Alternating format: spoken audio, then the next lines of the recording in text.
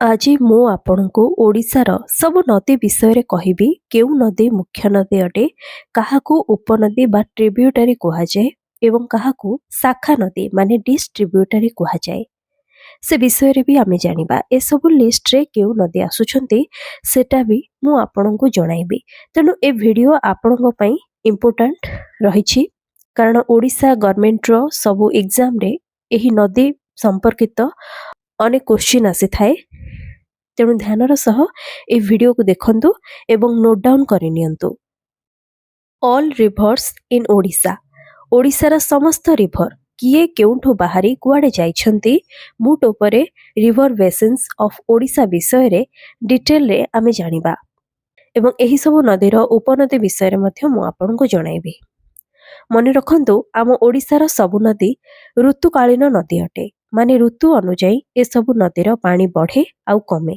ଖାସ୍ କରି ଜୁଲାଇ ମାସରେ ନଦୀମାନଙ୍କରେ ବେଶୀ ବନ୍ୟା ହୋଇଥାଏ। ଯଦି ଆମେ ମେଜର ରିଭର ବେସିନ୍ ବିଷୟରେ କଥା ହେବା, ତାହେଲେ ଓଡ଼ିଶାର ମୁଖ୍ୟ ରୂପରେ 11ଟା ରିଭର ବେସିନ୍ ଅଛି। ଏବେ ମୁଁ ଆପଣଙ୍କୁ ନର୍ଥରୁ ସାଉଥ ଯାଏଁ ଯେତେ ନଦୀ ଅଛି ତାର ପୁରା ଲିଷ୍ଟ କହିବି।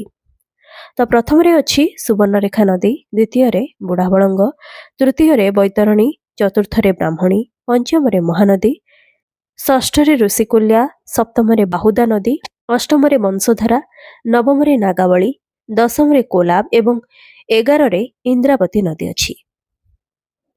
ଏମାନଙ୍କ ଭିତରେ ସବୁଠୁ ବଡ଼ ବେସିନ୍ ଏରିଆ ମହାନଦୀର ଅଛି, ସେକେଣ୍ଡରେ ବ୍ରାହ୍ମଣୀ ଏବଂ ଥାର୍ଡରେ ବୈତରଣୀ ନଦୀ ରହିଛି। ସବୁଠୁ ଛୋଟ ବେସିନ୍ ଏରିଆ ରହିଛି ବାହୁଦା ନଦୀର। ତ ଏହାକୁ ମନେ ରଖିବେ। ଏବେ ଚାଲନ୍ତୁ ଜାଣିବା ଏହି 11ଟି ନଦୀମାନଙ୍କ ବିଷୟରେ ଡିଟେଲରେ। ପ୍ରଥମରେ ସୁବର୍ଣ୍ଣରେଖା ନଦୀ। ଝାରଖଣ୍ଡ ଜିଲ୍ଲାର ରାଞ୍ଚି ଜିଲ୍ଲା ଅନ୍ତର୍ଗତ ନାଗରୀ ଭିଲେଜ ପାଖରୁ ଏହି ନଦୀର ଉତ୍ପତ୍ତି ହୋଇଛି।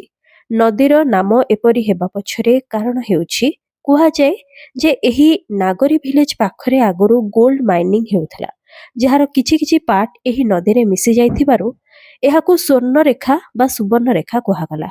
470 କିଲୋମିଟର ଲମ୍ବା ଏହି ନଦୀ ଓଡ଼ିଶାରେ ମାତ୍ର 79 କିଲୋମିଟର ଯାଏଁ ବହିଛି।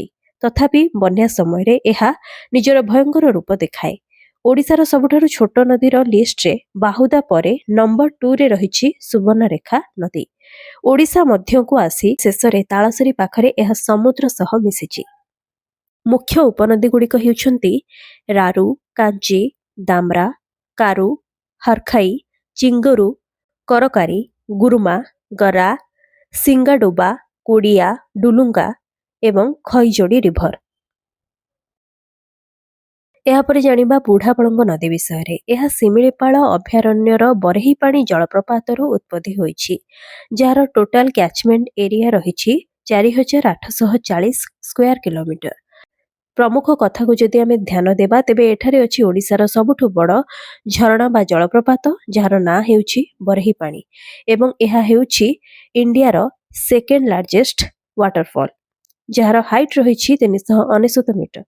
ଏହା ବାଦ ଜୋରନ୍ଦା ୱାଟରଫଲ୍ ରହିଛି, ଯାହାର ହାଇଟ୍ ରହିଛି 150 ମିଟର। ଏହାର ପ୍ରମୁଖ ଉପନଦୀ ଗୁଡ଼ିକ ହେଉଛନ୍ତି ସୋନ, ଗଙ୍ଗାଧାର, କତ୍ରା, ପଲପଲା ଏବଂ ଚିପଟ। ମୟୂରଭଞ୍ଜ ଜିଲ୍ଲାରୁ ବାହାରିଥିବା ଏହି ନଦୀ ବାଲେଶ୍ୱର ମଧ୍ୟ ଦେଇ ସମୁଦ୍ର ସହ ମିଶିଛି। ଏହାପରେ ଜାଣିବା ମହାନଦୀ ବିଷୟରେ। ମହାନଦୀ ହେଉଛି ଓଡ଼ିଶାର ଲାଇଫ୍ ଲାଇନ୍। ଏହା ଛତିଶଗଡ଼ର ଧମତରୀ ଜିଲ୍ଲାର ସିଂହୱା ପର୍ବତରୁ ବାହାରିଛି। ଛତିଶଗଡ଼ରୁ ବାହାରି ଏହା ସିଧା ଓଡ଼ିଶାରେ ପ୍ରବେଶ କରିଛି। 858 କିଲୋମିଟରରୁ 494 କିଲୋମିଟର କେବଳ ଓଡ଼ିଶାରେ ହିଁ ଏହି ନଦୀ ବହୁଛି। ବେସିନ୍ ଏରିଆ ରହିଛି 1,41,599 ସ୍କୋୟାର କିଲୋମିଟର। ଏହି ନଦୀ ଉପରେ ତିଆରି ହୋଇଛି ଏସିଆ ମହାଦେଶର ସବୁଠୁ ବଡ଼ ଡ୍ୟାମ୍ ହୀରାକୁଦ। ମହାନଦୀ ଛତିଶଗଡ଼ ମଧ୍ୟରେ ରାୟପୁର, ଜଞ୍ଜଗଡ଼, ରାୟଗଡ଼ ମଧ୍ୟରେ ପ୍ରବାହିତ ହୋଇଥିବା ବେଳେ ଓଡ଼ିଶା ମଧ୍ୟରେ ପ୍ରବେଶ କରି ଏହା ସମ୍ବଲପୁର, ସୁବର୍ଣ୍ଣପୁର, ବୌଦ୍ଧ, ଅନୁଗୁଳ, କଟକ, ଜଗତସିଂହପୁର, ନୟାଗଡ଼, ଝାରସୁଗୁଡ଼ା ମଧ୍ୟ ଦେଇ ପ୍ରବାହିତ ହୋଇଛି।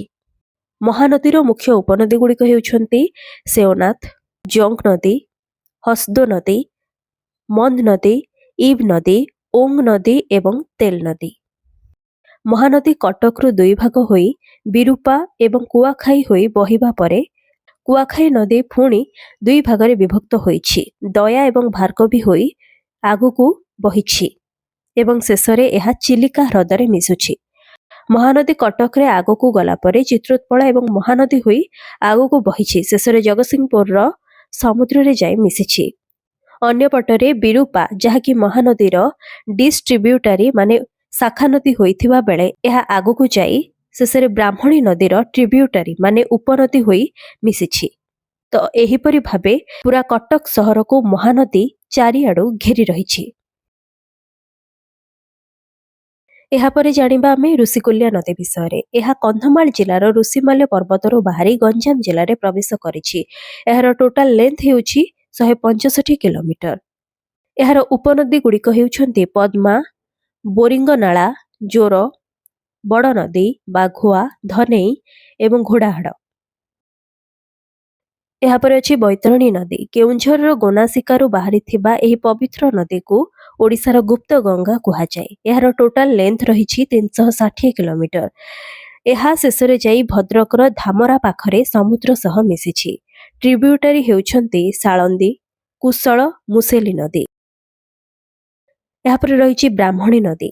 ରାଉରକେଲାର ବେଦବ୍ୟାସ ନିକଟରୁ ବ୍ରାହ୍ମଣୀ ନଦୀର ଉତ୍ପତ୍ତି ହୋଇଛି।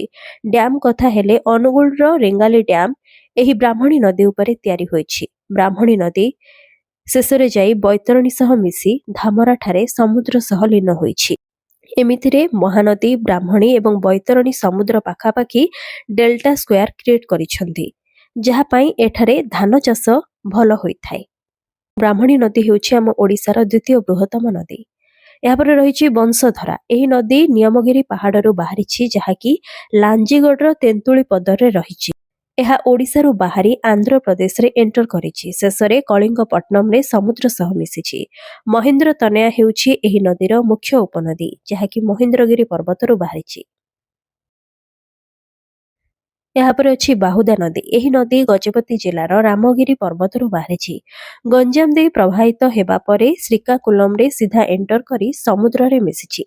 73 କିଲୋମିଟର ଲମ୍ବା ଥିବା ଏହି ନଦୀର ଟୋଟାଲ କ୍ୟାଚମେଣ୍ଟ ଏରିଆ ରହିଛି 1250 ସ୍କୋୟାର କିଲୋମିଟର। ଏହା ଓଡ଼ିଶାର ହେଉଛି ସବୁଠାରୁ ଛୋଟ ନଦୀ।